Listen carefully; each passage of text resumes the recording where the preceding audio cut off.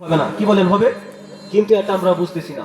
তাই এলাকার ভাইদেরকে আমি লক্ষ্য করে বলবো, এখনো যারা দোকানপাটে আছেন, এদিক সেদিক ঘোরাফেরা করতেছেন অথবা ঘরে শুয়ে আছেন, মা বোনদেরকে আমি অনুসরণ করে বলছি, আপনার কলিজার টুকরা সন্তান এবং স্বামী, বৃদ্ধ বাবা যারা আছে তাদেরকে বুঝিয়ে সমঝে আজকের এই দিনে মাহফিলে পাঠিয়ে দেন। আজকের এই দিনে মাহফিলে যদি আসে, হইতে পারে আমি ওয়াদমের একটা কথা আপনার নাজাতের জন্য জড়িয়ে হইতে পারে। কথা বলেন ঠিক কিনা? ঠিক।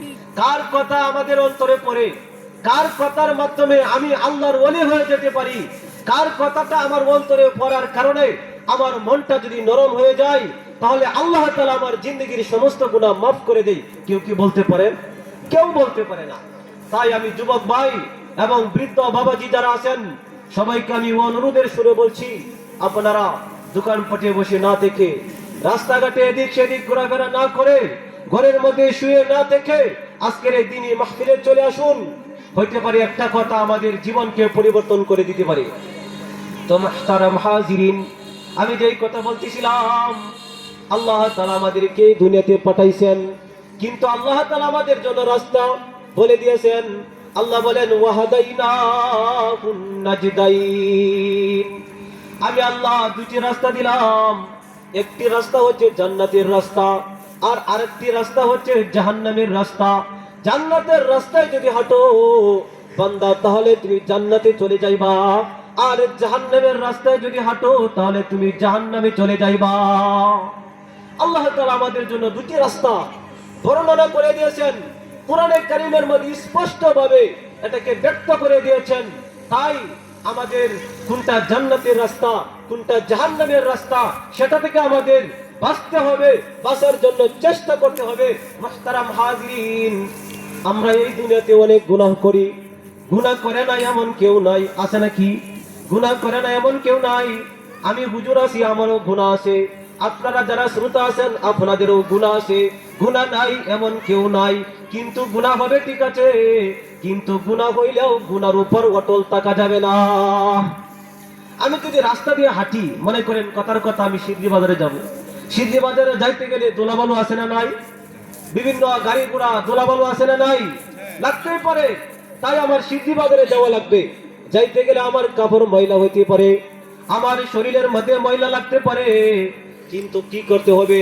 আমার এই কাপড়টা যখন ময়লা হয়ে যাবে, তখন আমার জন্য করণীয় হচ্ছে এই সাবান, এই কাপড়টাকে সাবান দ্বারা দ্রুত করে আবার পরিষ্কার করে নেওয়া। কথা বলেন ঠিক কিনা? আমার জন্য আবশ্যক হচ্ছে আমার এই কাপড়টাকে সাবান দ্বারা দ্রুত করে কি করে নেওয়া? পরিষ্কার করে নেওয়া। ঠিক তদ্রূপ ভাবে আল্লাহ তাআলা আমাদেরকে দুনিয়াতে পাঠাইছেন। দুনিয়াতে আমাদের চলতে হয়, হাট বাজারে যাইতে হয়, কাম কাজ করতে হয়, বিভিন্ন জায়গায় যাইতে হয়। চলার ক্ষেত্রে আমাদের গুনাহ হয়, কথা বলার ক্ষেত্রেও আমাদের অনেক সময় গুনাহ হয়। অনেক সময় ইচ্ছাকৃত ভাবে হয়, আবার অনেক সময় অনিচ্ছাকৃত ভাবে হয়। হয় কি হয় না? অনেক সময় আমাদের গুনাহ হয়, কিন্তু আমাদের করণীয় কি? যখন আমাদের গুনাহ হয়, গুনাহের উপর অটল থাকা যাবে নাকি? না না না, যুবক ভাইয়েরা আমার, গুনাহের উপর অটল থাকা যাবে না। যখন কোনো গুনাহ হয়ে যাবে, সাথে সাথে মালিকের কাছে তওবা করে নিতে হবে। সাবান দ্বারা আমার কাপড় পরিষ্কার করলে যেরকম ভাবে আমার কাপড় পরিষ্কার হয়ে যায়, আমার যদি কোনো গুনাহ হয়, সাথে সাথে যদি আমি মালিকের কাছে বলতে পারি, আয় আল্লাহ, আমি তো গুনাহ করে ফেলছি, শয়তানের ধোঁকায় পড়ি, আয় আল্লাহ তুমি আমাকে মাফ করে দাও, মুহূর্তের মাধ্যমে আল্লাহ তাআলা আমাকে মাফ করে দিবেন। সুবহানাল্লাহ। মুহতারাম হাজিরিন, ভালো করে শুনেন, ভালো করে শুনেন। বান্দা যখন গুনাহ করে, বান্দা যখন একটা গুনাহ করে, বান্দার প্রত্যেকটা গুনাহের পিছনে 8টা করে সাক্ষী দাঁড় হয়ে যায়। কয়টা করে সাক্ষী? একটা গুনাহের পিছনে সাক্ষী কয়টা? 8টা। আমি হুজুর সাক্ষী লাগবে না, আপনি আমার সাক্ষী থাকা লাগবে না। এগুলা ছাড়াই আপনার প্রত্যেকটা গুনাহের পিছনে 8টা করে সাক্ষী হয়ে যায়। এই প্রত্যেকটা গুনাহের কথা আল্লাহ তাআলা তার কিতাব কোরআনে কারীমের মধ্যে বর্ণনা করে দিয়েছেন। সুতরাং এটা কল্পনা করার সুযোগ নাই। আমি যদি কোনো গুনাহ করি, তাহলে তো মনে হয় এখানে আর কেউ নাই, কেউ দেখতেছে না, আমি একটা বনের ভিতরে আসি বা বিশাল একটা মরুভূমিতে আসি, একটা জঙ্গলের ভিতরে আসি, যা মন চাই তা করতে পারবো, আমাকে কেউ দেখে নাই, এমনটা কল্পনা করা ভুল হবে। মনে রাখতে হবে, আমি যেখানেই কোনো গুনাহ করি না কেন, আমার প্রত্যেকটা গুনাহের পিছনে 8টা করে সাক্ষী আল্লাহ তাআলা আমার পিছনে লাগিয়ে দিয়েছেন। এক নম্বর সাক্ষী আল্লাহ তাআলা কোরআনে কারীমের সূরা জিলজালের মধ্যে ইরশাদ করেন, এক নম্বর সাক্ষী হচ্ছে স্থান, জায়গা। যেই জায়গায় দাঁড়ায়া আপনি কোনো গুনাহ করবেন, ওই গুনাহটা হাশরের ময়দানে আল্লাহ তাআলার সামনে, ওই জায়গাটা হাশরের ময়দানে আপনার বিরুদ্ধে সাক্ষী হয়ে যাবে। যেই জায়গায় দাঁড়িয়ে আপনি গুনাহ করবেন, এই জায়গাটা হাশরের ময়দানে আপনার বিরুদ্ধে সাক্ষী দিবে। যত জায়গায় গুনাহ করবেন, ততটা জায়গা আপনার প্রত্যেকটা গুনাহের পিছনে আল্লাহ তাআলার দরবারে সাক্ষী হয়ে যাবে। নাউযুবিল্লাহি মিন যালিক। মুহতারাম হাজিরিন, আল্লাহ তাআলা বলেন, ইযা যুলজিলাতিল আরদু জিলজালাহা ওয়া আখরাজাতিল আরদু আসকালাহা ওয়া ক্বালাল ইনসানু মা লাহা ইয়াওমাইযিন তুহাদ্দিসু আখবারাহা বিআন্না রাব্বাকা আওহা লাহা ইয়াওমাইযিন তুহাদ্দিসু আখবারাহা। এই দুনিয়াতে দাঁড়িয়ে যত জায়গায় দাঁড়িয়ে আপনি গুনাহ করবেন, প্রত্যেকটা জায়গা আপনার প্রত্যেকটা গুনাহের ব্যাপারে আল্লাহ তাআলার আদালতে সাক্ষী হয়ে যাবে। এখন বলুন, আমরা যদি কোনো গুনাহ করি তাহলে আল্লাহর জমিনে দাঁড়াইয়া করা লাগে কি লাগে না? অবশ্যই আল্লাহর জমিনে দাঁড়াইয়া কোনো গুনাহ করতে হয়। তাই যদি গুনাহ করতে চাও, সমস্যা নাই, আল্লাহ তাআলার পক্ষ থেকে গুনাহ করার অনুমতি আছে। তবে আল্লাহ বলেন, বান্দা গুনাহ করবা, সমস্যা নাই, গুনাহ করো, কোনো সমস্যা নাই, কিন্তু আমার জমিনটা ছেড়ে অন্য কোথাও চলে যাও। যেখানে আমি আল্লাহর জমিন নাই, ওই জায়গায় চলে যাও, যাওয়ার পরে গুনাহ করো, আমি আল্লাহ তোমার হিসাব নেব না। বলুন তো, এখন আল্লাহর এই জমিন ছেড়ে অন্য কোথাও যাওয়ার মতো কোনো বিকল্প আছে? নাই। যেহেতু আমার আল্লাহর জমিনে থাকতে হবে, দাঁড়াইতে হবে, সুতরাং আল্লাহর জমিনে দাঁড়িয়ে বান্দা গুনাহ করবে, এটা বান্দার অনুমতি নাই। কথা বলেন ঠিক কিনা? মুহতারাম হাজিরিন, বান্দা যখন গুনাহ করে, বান্দার গুনাহের ব্যাপারে এক নম্বর সাক্ষী হচ্ছে জমিন। দ্বিতীয় নম্বর সাক্ষী হচ্ছে বান্দার হাত। দ্বিতীয় নম্বর সাক্ষী কি বললাম? বান্দার হাত। হাশরের ময়দানে বান্দাকে জিজ্ঞাসা করবে, বান্দা বলো তুমি কি কি গুনাহ করেছো? বান্দা মনে করবে, আমার গুনাহের ব্যাপারে মনে হয় আল্লাহ তাআলা জানে না। আল্লাহ তাআলা তো দেখে নাই, আল্লাহ তাআলা তো জানে না। তাই যারা নাকি দুনিয়াতে 2 নাম্বারই করেছে, দুনিয়ার মানুষের চোখের সামনে ফাঁকি দিয়েছে, দুনিয়ার আদালতে ধোঁকা দিয়েছে, ওই ধোঁকাবাজের দলেরা হাশরের ময়দানে মনে করবে, দুনিয়াতে যেরকম ভাবে ফাঁকি দেওয়া সম্ভব হয়েছে, ধোঁকা দেওয়া সম্ভব হয়েছে, আজকে হাশরের ময়দানেও মনে হয় মালিককে ধোঁকা দেওয়া সম্ভব হবে। তাই হাশরের ময়দানে এই সমস্ত ধোঁকাবাজ বাটপার, এই সমস্ত বাটপারের দলেরা হাশরের ময়দানে আল্লাহ তাআলার সাথেও এরকম ভাবে 2 নাম্বারই করার জন্য চেষ্টা করবে। যখন 2 নাম্বারই করবে, আল্লাহ তাআলা জানবে কি জানবেন না? কথা বলেন। আল্লাহ তাআলা অবশ্যই জানবেন।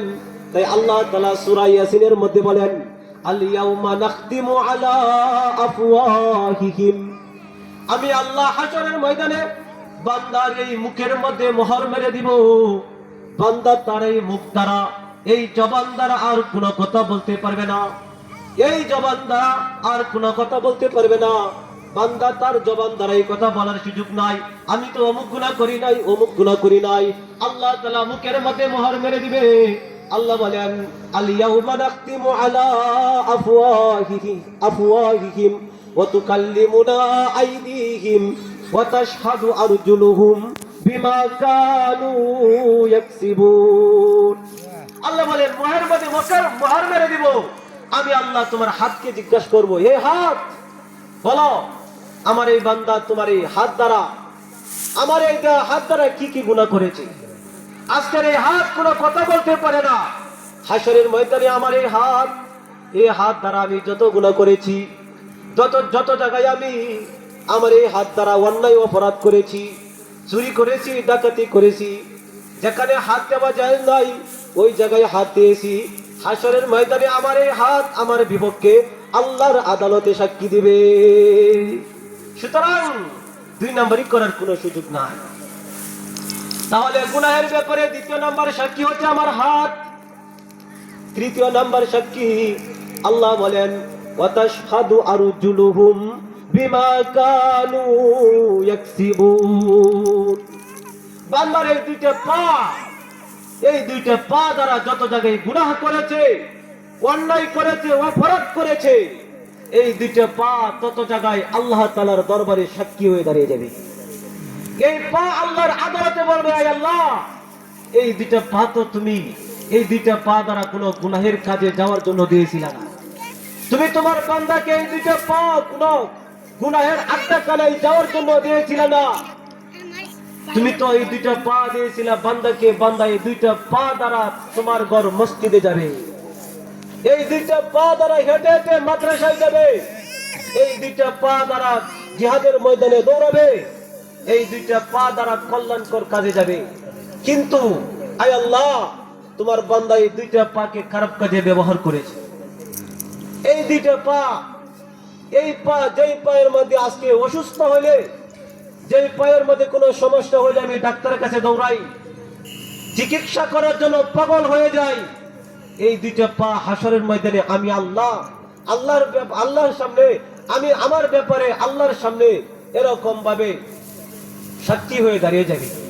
তো মুহতারাম হাজিরিন, 1 নম্বর সাক্ষী হচ্ছে জমিন, 2য় নম্বর সাক্ষী হচ্ছে আমার 2টা হাত, 3য় নম্বর সাক্ষী হচ্ছে আমার 2টা পা, 4র্থ নম্বর সাক্ষী হচ্ছে হাসরের ময়দানে আল্লাহ তাআলা বলেন আমার এই 2টা চক্ষু, এই 2টা চক্ষু দ্বারা আমি যত জায়গায় গুনাহ করিতেছি, অন্যায় করিতেছি, অপরাধ করিতেছি, যে জায়গায় তাকানো যায় নাই সে জায়গায় তাকাইতেছি, এই 2টা চোখ দ্বারা আল্লাহ তাআলা আমাকে কত আদর করে, মহব্বত করে 2টা চক্ষু আল্লাহ তাআলা দান করেছেন। এই 2টা চোখের মধ্যে কত পাওয়ার দিয়েছেন। যার মধ্যে 2টা চক্ষু নাই, যার এই 2টা চক্ষু নাই, সে জানে এই 2টা চক্ষুর কত দাম। এই 2টা চক্ষু দিয়েছেন আল্লাহ তাআলার কিতাব কোরআনে কারীম পড়ার জন্য, কথা বলেন ঠিক কিনা? এই 2টা চক্ষু আল্লাহ তাআলা দিয়েছেন এই 2টা চক্ষু দ্বারা নবীর হাদিস পড়ার জন্য, ভালো কিছু দেখার জন্য, যেগুলা দেখা হালাল ওইগুলা দেখার জন্য। কিন্তু আমি এই 2টা চক্ষু দ্বারা যদি বেগানা মহিলার দিকে তাকাই, এই 2টা চক্ষুকে যদি আমি অপাত্রে ব্যবহার করি, হাসরের ময়দানে এই 2টা চক্ষু আমার বিরুদ্ধে আল্লাহ তাআলার দরবারে সাক্ষী হয়ে দাঁড়িয়ে যাবে। তাহলে আমার এই 2টা চক্ষু, এই 2টা চক্ষু হচ্ছে আমার 4র্থ নম্বর সাক্ষী। 5ম নম্বর সাক্ষী হচ্ছে আমার 2টা কান, যেই কান দ্বারা আজকে আমি গান শুনি, যেই কান দ্বারা আজকে আমি অন্যের গীবত করি এবং অন্যের গীবত শুনি, অন্যের গীবত আমি শোনার জন্য পাগল পড়া থাকি। এই 2টা কান হাসরের ময়দানে আমার বিরুদ্ধে সাক্ষী হয়ে যাবে। এটা হচ্ছে আমার 5ম নম্বর সাক্ষী। 6ষ্ঠ নম্বর সাক্ষী হচ্ছে আমার শরীরের চামড়া। আল্লাহ তাআলা বলেন, বান্দা অবাক হওয়ার কোনো কারণ নাই। তোমার হাত আমি আল্লাহর দরবারে কথা বলবে, অবাক হওয়ার কোনো কারণ নাই। তোমার 2টা পা আমি আল্লাহর দরবারে কথা বলবে, অবাক হওয়ার কোনো কারণ নাই। তোমার 2টা চক্ষু আমি আল্লাহর দরবারে সাক্ষী দিবে, অবাক হওয়ার কোনো কারণ নাই। কান সাক্ষী দিবে, অবাক হওয়ার কোনো কারণ নাই। বান্দা জানিয়ে রাখো, তোমার শরীরের যে চামড়া আছে, এই চামড়াটাও আমি আল্লাহর দরবারে সাক্ষী দিবে। সুতরাং বাঁচার কোনো উপায় নাই, বাঁচতে পারবেন না। এটা হচ্ছে 6ষ্ঠ নম্বর সাক্ষী। 7ম নম্বর সাক্ষী কি? আল্লাহ তাআলা কোরআনে কারীমের মধ্যে বলেন, কিরামান কাতিবিন ইয়ালামুনা মা তাফআলুন। আল্লাহ তাআলা আমাদের প্রত্যেকের 2 ঘরে 2টা ফেরেশতা নিযুক্ত করে রেখেছেন। কি বলেন? রাখছেন কি রাখছেন না? আল্লাহ তাআলা আমাদের প্রত্যেকের ঘরের মধ্যে 2টা করে ফেরেশতা নিযুক্ত করে রেখেছেন, যেই 2 ফেরেশতাকে বলা হয় কিরামান কাতিবিন। এই কিরামান কাতিবিন 2 ফেরেশতা, এইগুলাও আল্লাহ তাআলার আদালতে এরকম ভাবে হাজির হয়ে যাবে। 8ম নাম্বার হচ্ছে আমাদের আমল নামা। ওয়াবুদি আল কিতাব, হাসরের ময়দানে আল্লাহ তাআলা আমাদের প্রত্যেকের সামনে এরকম ভাবে আমল নামাটা উপস্থিত করে দিবে। কোন বান্দা কি আমল করেছে, কে কোন নেক কাজ করেছে, কে কোন বদ কাজ করেছে, প্রত্যেকটা আমল নামা হাসরের ময়দানে আল্লাহ তাআলা আমাদের সামনে উপস্থিত করে দিবে।